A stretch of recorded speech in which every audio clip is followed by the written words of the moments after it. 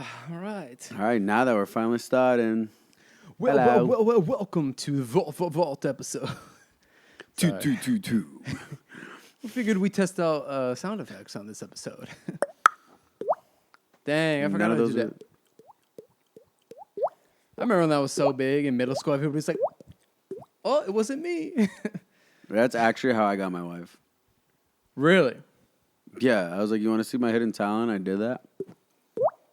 She go, "Do it again, and she said that was the first thing you've ever said to her. No, that was not the first thing I ever said to her. That would have been kind of. She actually hated me when we first met each other. I did too. So. Yeah, different reasons. Hey, well, welcome back to the Catchin Up Podcast. Ladies and gentlemen, the show is about to start. Introducing Catchin Up I customize mine because I'm bougie. It's not a 9, but it's not an 8.5 either. Why are you this picky? You have to be the one to open the door. You have to be the one to open your heart. It's not about you. It's about touching other people's lives. Catching Up Podcast. If you're not caught up, you're catching up. I don't necessarily know what that means. If you didn't know by the title, this is a Vault episode. And if you haven't seen any of the prior Vault episodes, I explained the last one, so we'll let Gabe explain this one.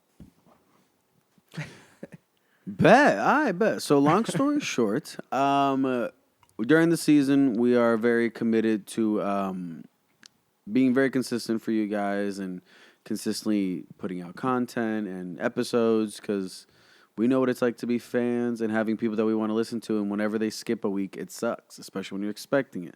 So we like to have some pre-recorded episodes, which is the vaults, for two reasons. One, life happens sometimes, and last-minute changes need to happen. So sometimes we're not able to record every week. Right. So we make these as filler episodes, so then, content at least stays consistent on all platforms.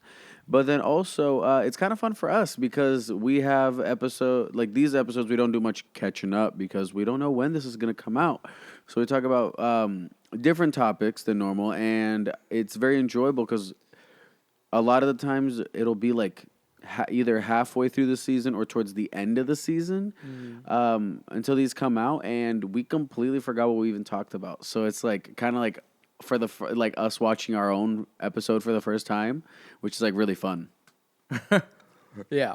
It really is. I feel like it might be a little bit different this season because a lot of the times with the Vault episodes in the past, it was like, oh, we're gonna do Vaults, and then like we would just come in here and like talk about the most random stuff. Really, really wing it. Like we normally wing the episodes because we want to keep everything authentic.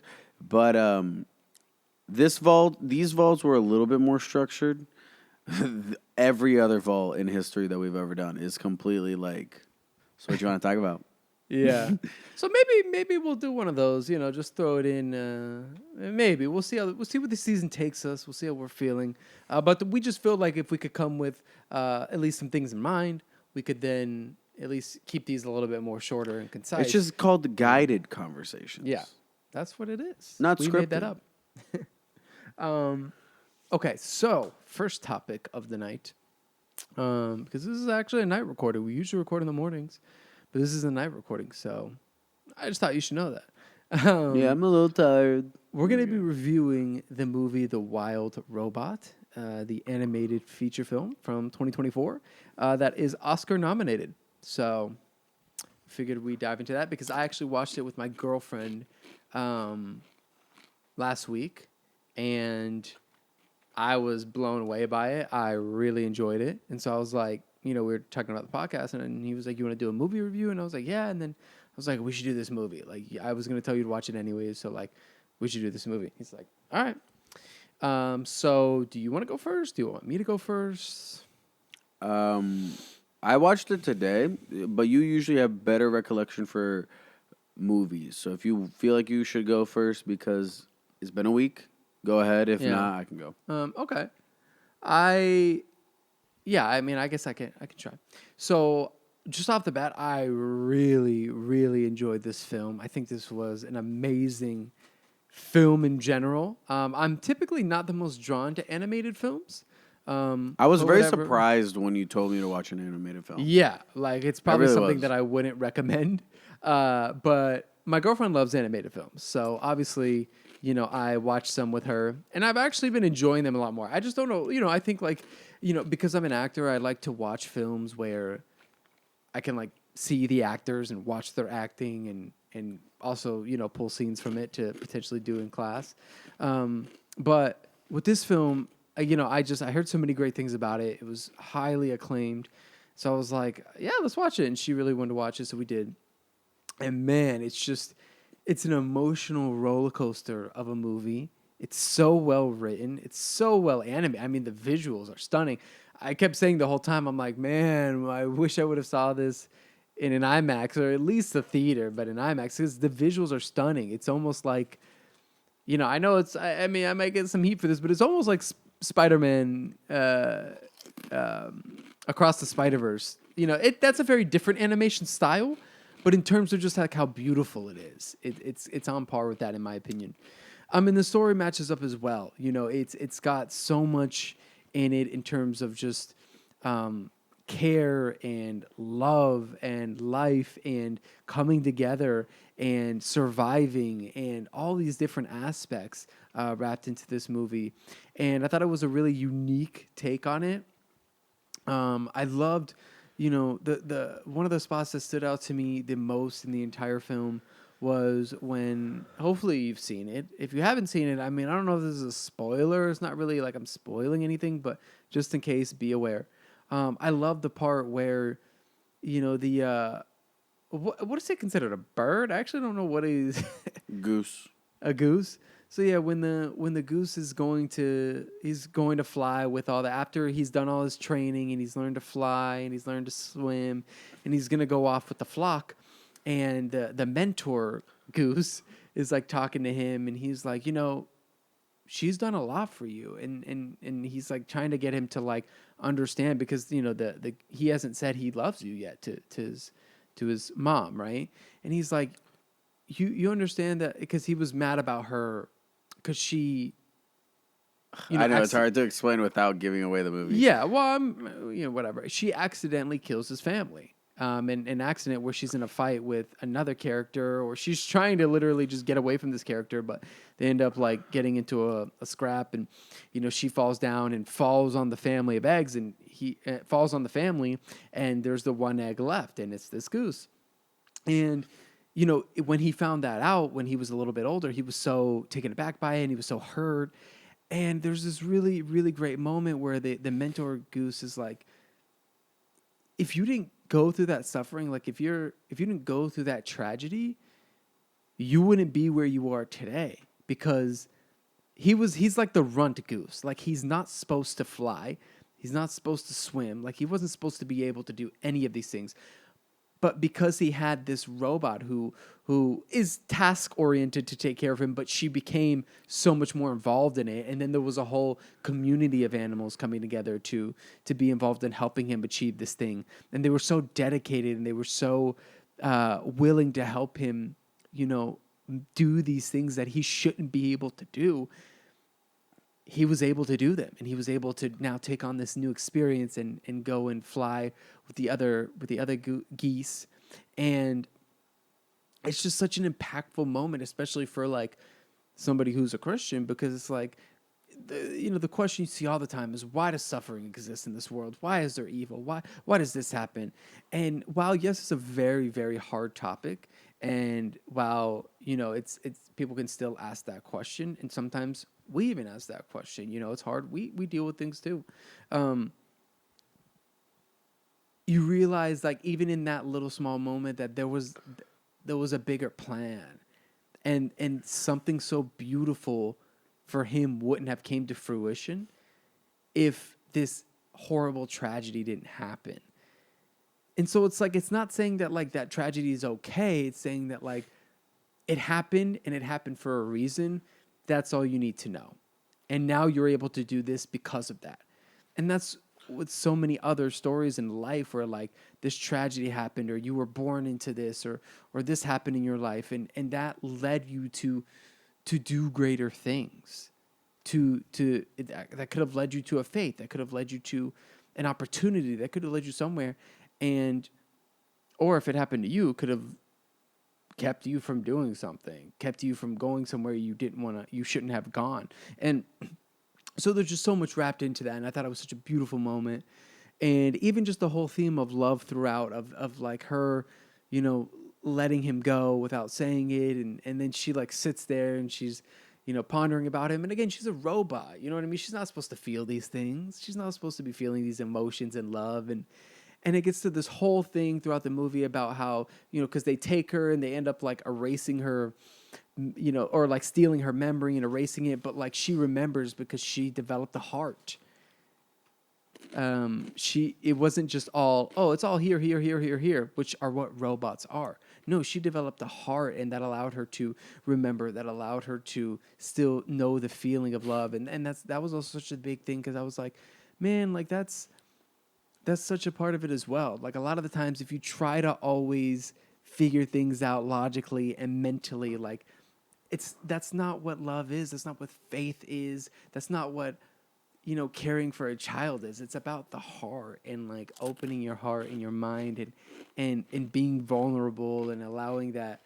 That's the missing piece a lot of the time with people, is the heart, because they're so fixated on the mind that like the heart just is so hard, and they're like, no, I'm gonna think my way through this, and you can't. Like with life and with faith, like you can't. You can't just be all logic, And so I thought that was a beautiful moment. Those are just ways that I was able to tie it to my faith, and I like had those thoughts while I was watching the movie. But I just thought it was so beautiful, and it had a really good, again, story and ups and downs, and just the way the characters come together from like in the beginning, they're all like against each other and they're very territorial. And even when they all come into this tent together, they're all fighting and they're not getting along. And then all together they realize they need to come together for this bigger purpose, and they all help each other in the end.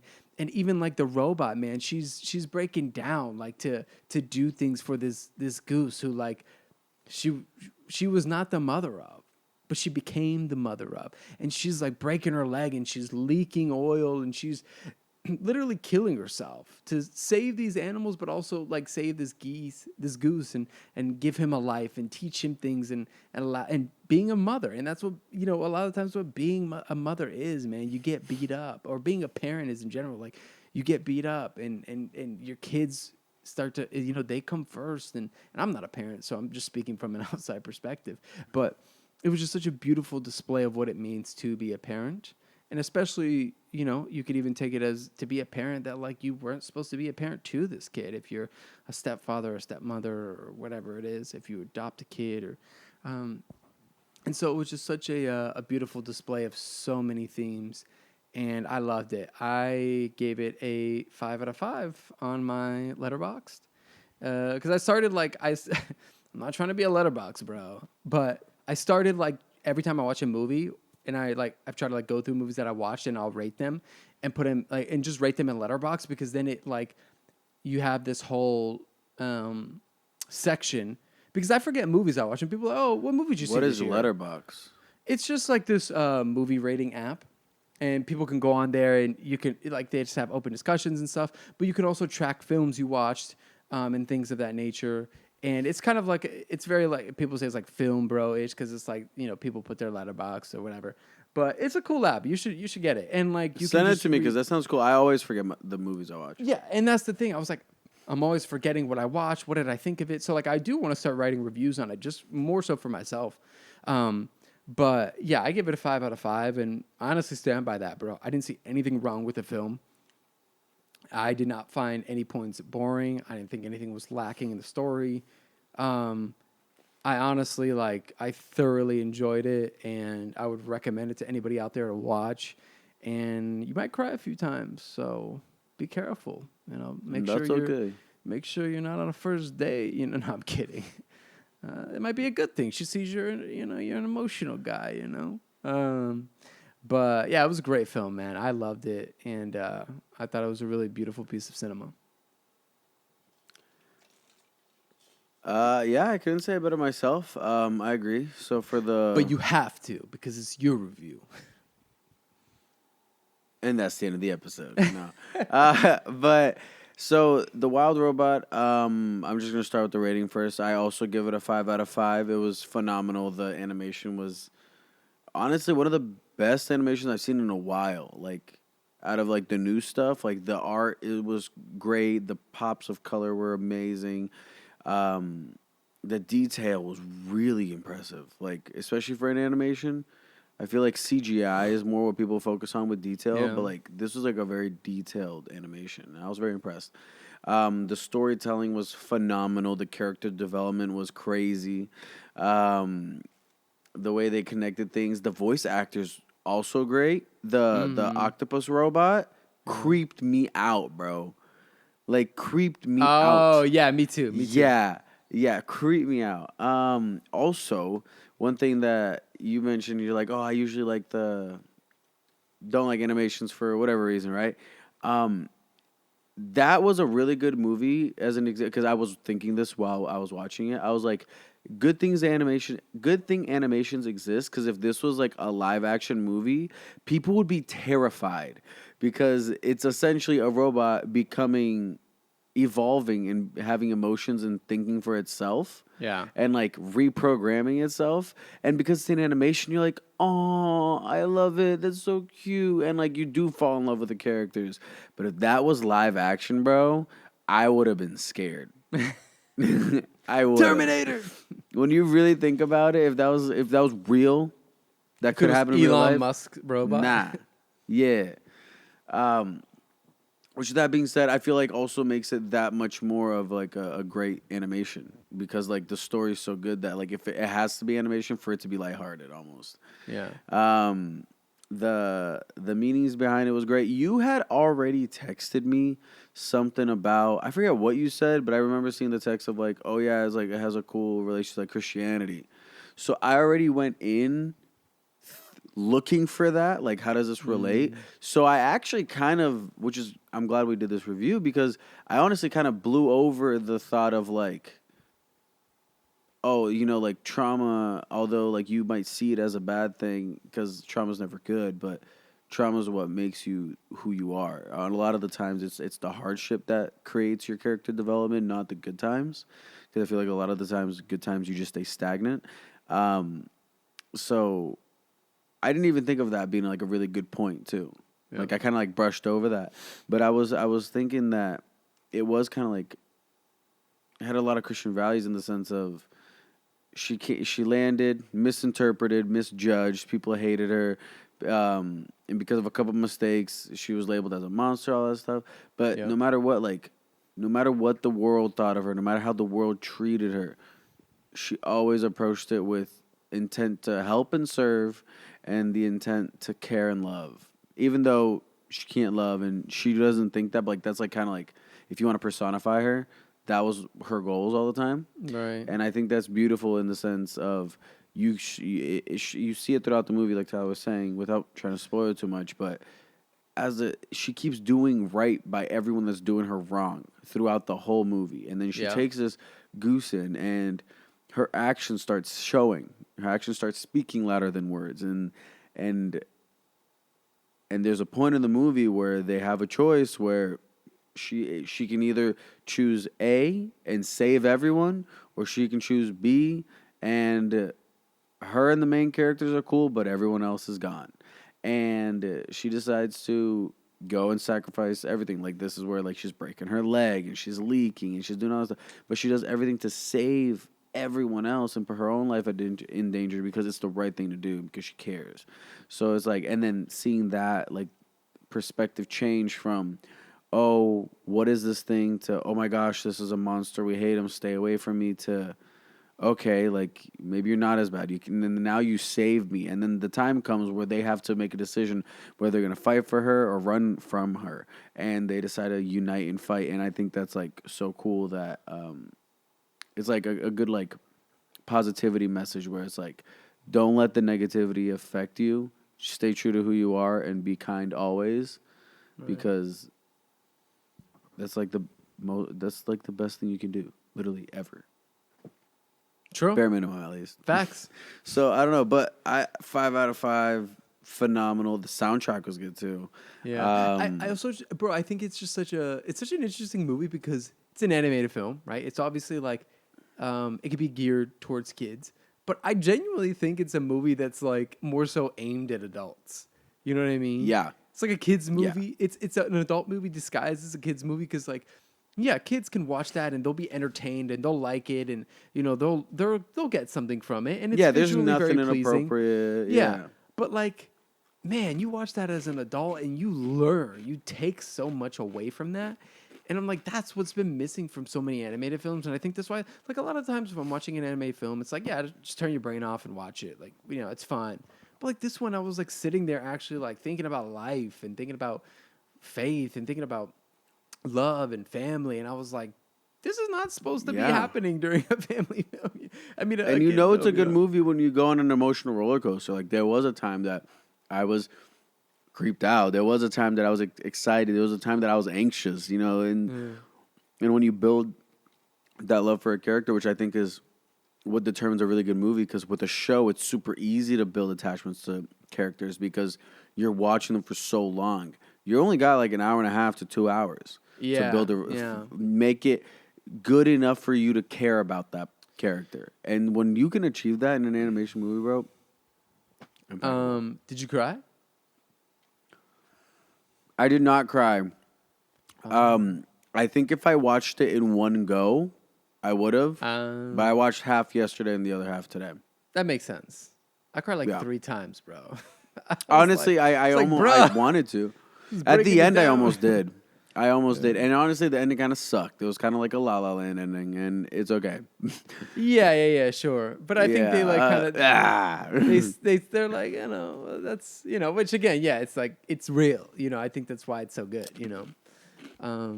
So that's our review of The Wild Robot. If you haven't seen it, please go and check. Do yourself a favor. Check it out. I mean, even if just for the visuals, even if you don't even like get anything from the storyline, which you will, but like it's just a really cool movie to watch. So like sit back, relax, have fun, and just enjoy it. Yeah. Now on to the second half of our episode. We're 23 minutes in. Okay. Let's get it. Last vault we went over a thought that Tyler had of like agnostics and things like that. And this episode, I had the thought of asking, because I was born and raised in the church, and you know, there's certain things that I just have never thought of or related or considered, and I've always had my curious thoughts, but I wanted to take this time to ask Ty, like, what was your, how do I word this? What expectations did you have when you decided to be like, okay, this year, 2024, I'm gonna dive in and figure out what I believe, and I'm starting at with Christianity just because that's what I'm closest to. Since I'm starting at this point and I'm gonna dive into this religion, see what I figure out. What are expectations you had that you were either right about, wrong about, like just kind of like little things like that? Like, did you expect, like for example, I don't know, what did you expect when you went to a first worship night that you went to, or a first service versus what you actually got? What were your expectations when you first started like giving worship music a shot, and then versus like what you got and things like that? Okay, cool. Yeah, it's a great question. I want to say, because I didn't even think about like, I thought of worship music by the sense of being at like when you go to church, but like worship music outside of that, you know, because when I first started my journey and then when I got a little bit more into it, Christian music was like something that was so different, and when I would listen to it, because right nowadays, like, I mean, I don't know if there was a while ago, I wasn't listening to it, but I listened to current artists that are doing it, and I'm like, man, there's some really good music. Like, you can find anything Christian. You can find rap. You can find, you know, pop, R&B, like whatever metal, you want. You can find anything. it. Yeah, it's crazy. It's awesome. And one of my favorite artists from the Christian music scene is Forrest Frank. I love his music now. It's like probably half of what I listen to, But at first, when I would listen to some of his songs, it was good music. Like I love music, and so I can tell when music is good, but it was just weird. Like I was listening to it and it just felt weird. I don't know why. And again, this is when I was like still I'm still very early on in my faith, but this is when I was very early on in my faith and I was giving it a shot for the first time. And I was like, I don't know. Like it's good music. It's just like, it's just different. It's not what you're used to hearing I'm a big, I come from listening to rap and R&B and, pop too and all those things. So like for me, it's just not what you're used to hearing. And if you do hear something about God in the song, it's like, yeah, thank God. And I'm gonna go, it's like, it's a little bit different. Like they say Or it once. God, dude. Yeah. It's like one thing and then that's it. It's not the entire message of the song. Now I absolutely love it. Like I think it's great. I think it's amazing. I vibe to it. So, I honestly, I guess you could say I didn't expect Christian music to be that good. And again, when I first started listening to it, it was weird, but like now I love it. And I found so many different artists and I think it's great. So that was an expectation of like, I guess you could say Christian music in general that I had. Yeah. What's up? I have a question, just because I've always had this perception of it, but I've actually, I guess, never really been in a position to actually ask someone. So, was it weird for you when you first went to church or worship music or whatever, and you hear things like Lamb of God and the veil was torn and broken vessel and like those like words? I feel like being raised at the church, like that makes sense. Like I know what all that means. The blood was shed and all that stuff. I feel like if I didn't know what we were talking about, I would walk in and be like, what is going on here? So yes and no, in the sense of when I first went to church or when I would go with you, because like I kind of had like a very like back and on and off. Like I would go to worship nights with him because he would invite me out. He used to, I don't know if I think he still does sometimes, but whenever he was like performing at the church, singing the gospel music, he would invite me and I would go to support him, not when I was a Christian, but just to support him.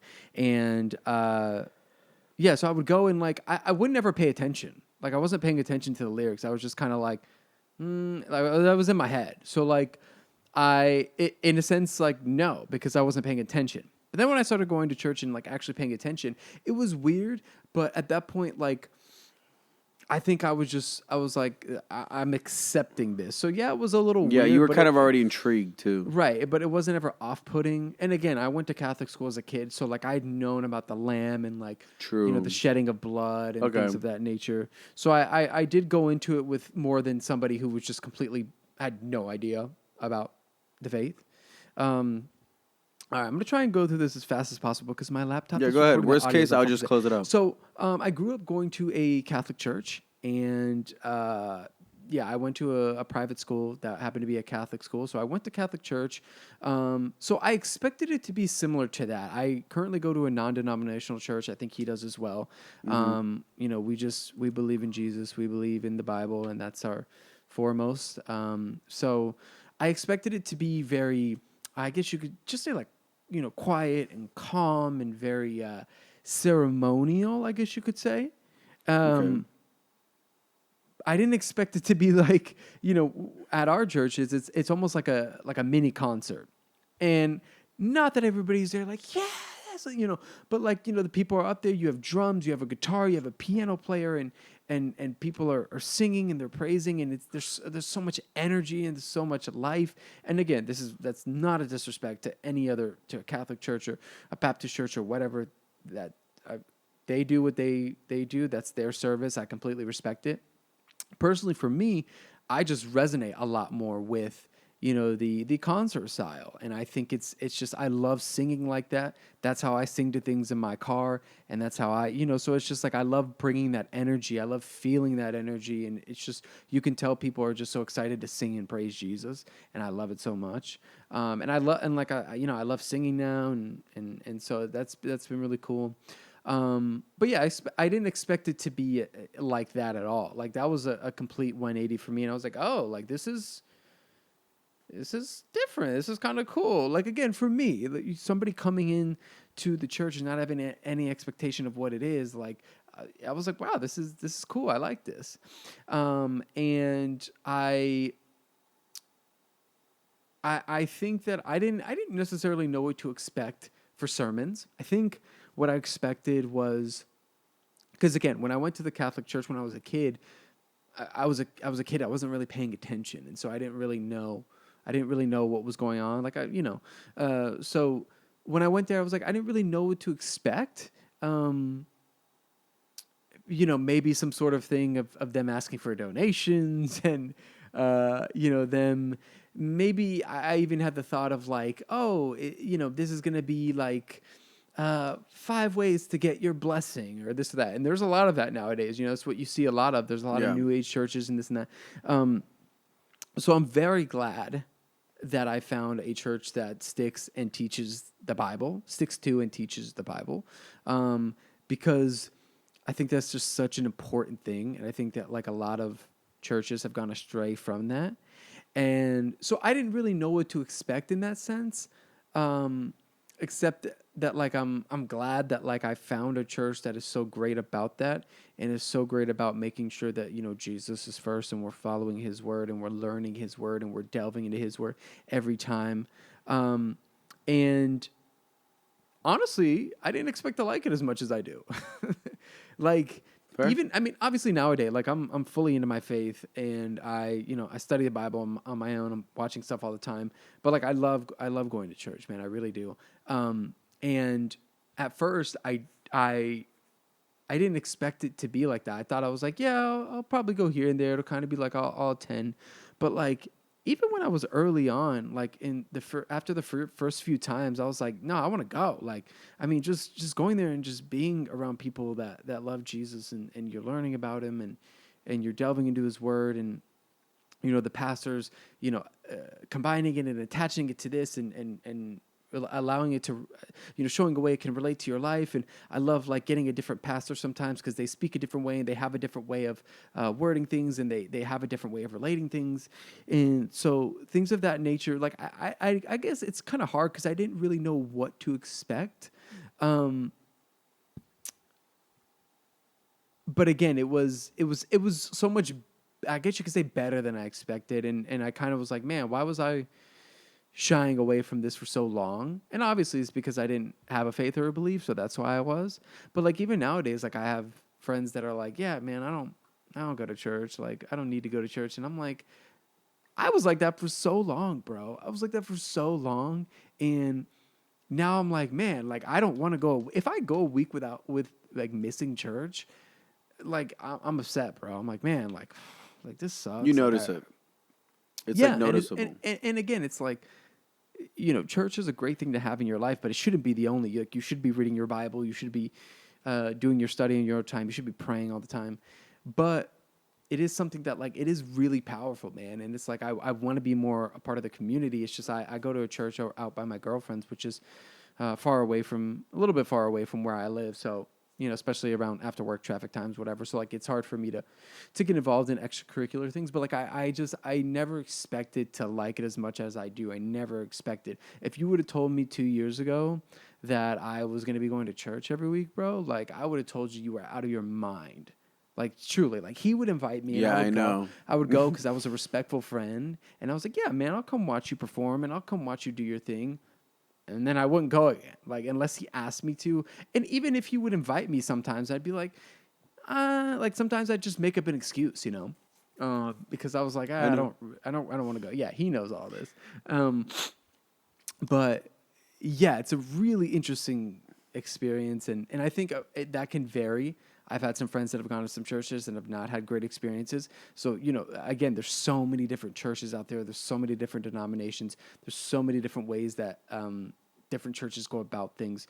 So I think like it can be hard to find a good church. Fortunately, like my girlfriend and her best friend, they found a really good church out in Santa Clarita called Crossroads. And, it's a beautiful church and there's beautiful people there. And they, like I said, they stick to the Bible. They teach the Bible.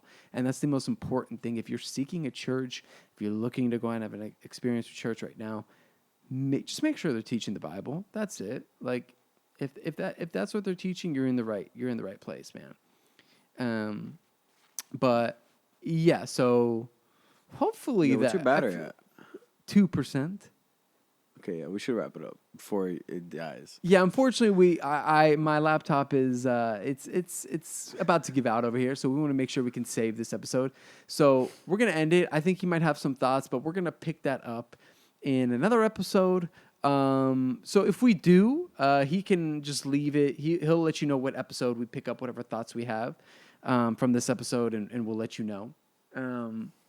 Because there's so much more. I had to rush through this, so there's so much more I would have liked to go into. But we talk about stuff like this all the time on our regular podcast. So, not regular podcast. This is a regular podcast, not the vault episodes, but you know what I mean. But anyways, shut your stuff off so we can save it. Yeah, thank you guys so much for watching. We appreciate you so much for tuning in.